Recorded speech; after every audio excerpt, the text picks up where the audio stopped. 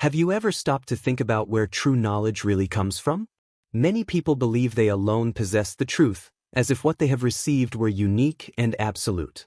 But when messages are isolated, when they stand alone, they lose their meaning. Only when we compare, cross-check, and recognize the consistency of what is revealed do we see something greater, something beyond personal opinion. That is exactly how Spiritism was born. It was not the revelation of a single person, in a single place, at a single moment. It came from many spirits, through different mediums in different countries, all bringing messages that, when compared, confirmed one another. And this is the beauty of it. Spiritism doesn't belong to one mind, one culture, or one nation. It is universal. Kardec didn't simply accept any message blindly. He questioned, he analyzed, he compared. He understood that if a truth is genuine, it will be confirmed everywhere, by many voices, across time and space. That's why the Spiritist doctrine doesn't rest on the fragile foundation of one man's opinion. It rests on the collective harmony of spiritual revelations. But let me ask you, would you trust a single voice if it spoke alone? Or would you look for confirmation from others before accepting it as truth? This is why Spiritism teaches us never to accept blindly, but always to analyze with reason. Even if a message is signed by a famous spirit, it must still be tested by logic and coherence. Because even well-known spirits can be imitated or replaced by less evolved ones, and even respected mediums can unconsciously be influenced by their own beliefs, their political views, or their human limitations. And how many times have you seen books, lectures, or even entire Spiritist centers applauding messages that, in reality, contradict the essence of the doctrine? How many so-called revelations have come with the hidden purpose of feeding pride, power, or personal gain? Since the birth of Spiritism, there have been false messages, spiritual fake news, designed to confuse, to discredit, or to manipulate. And people fall for them because they don't study, don't question, and don't compare. That's why Kardec was so clear: don't believe anything without analysis. Don't trust simply because a medium is admired. Don't accept just because a name carries prestige. Truth is not afraid of questions. It welcomes reason. Take Bezerra de Menezes, for example. How many messages circulate under his name? But are they all really his? If you study his life, what he defended, and the values he lived by, you'll see that some so-called messages don't match his principles. Spiritism is not about dogma. It is about study. It is about reflection. It is about never abandoning reason. And if you ever find a Spiritist center where questions are silenced, where doubt is forbidden, where curiosity is punished, know that you are not in Spiritism. You are in something else.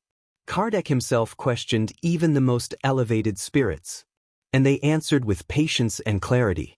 Spiritism is not afraid of doubt, because true knowledge is not fragile.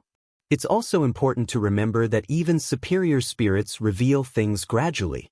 They don't rush. They don't give us truths we're not ready to understand. Humanity evolves, step by step, and so does the knowledge we receive. That's why, at the beginning, they didn't reveal everything. Even today, much remains to be learned. So be wary of anyone who claims to have the ultimate revelation. The spirits who truly guide with wisdom are never impatient. And when there are conflicting ideas, how do we know which is right? Through the universal agreement of the spirits. If one spirit says one thing while millions of others say the opposite, the truth cannot lie in the single isolated voice. Truth is like the ocean. It cannot be shaken by a single drop of water. That is why false ideas fade away. They cannot survive the weight of universal confirmation. This is the great protection of Spiritism. No personal ambition, no isolated medium, no fake communication can stand against the universal harmony of spiritual teachings. That's why Spiritism has resisted distortions and attacks. That's why it continues to grow stronger. And yes, even within the Spiritist movement, there are misunderstandings. People mix their personal beliefs, prejudices, or even politics with the doctrine. They twist it into something it is not. But when you go back to Kardec's works, when you read with logic and an open heart, you see how clear it truly is. Spiritism doesn't leave room for dogma or blind obedience. It's a call to think, to reflect, to understand. Remember, the Spirit's book itself is made of 1019 questions. It is pure investigation, pure dialogue. Spiritism is born from questioning. So if someone tells you not to ask, not to think, not to wonder, they are not teaching Spiritism. They are building a church with another name. Even Kardec would revise his books if he were alive today. He would expand them, clarify them, adapt them to the understanding of our time. Because Spiritism is alive. It grows with humanity. It evolves as we evolve. And that's why it's so beautiful. It is not frozen in time. It is a living light that moves forward with us. I can tell you this because I lived it. I was once a devout Catholic. I gave everything to my faith, but when I began to ask deeper questions, I found only silence, dogmas that could not be questioned, mysteries that could not be explained. Little by little, my faith faded. I even became an atheist. But one day, through what I can only call divine kindness, Spiritism found me. It started with something small, almost accidental. I was part of a choir, and someone gave me a Spiritist book.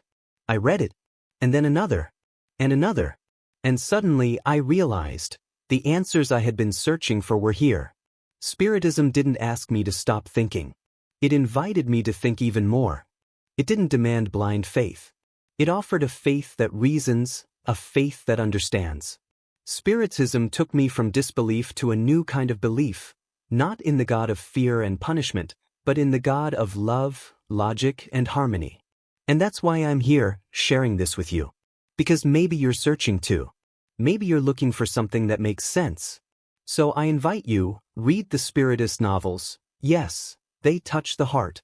But if you want to truly understand, go back to the source. Read the Spirit's book.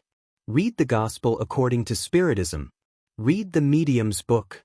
And above all, don't accept anything just because someone says it's true. Study, question, discover. Because Spiritism is not for those who simply believe.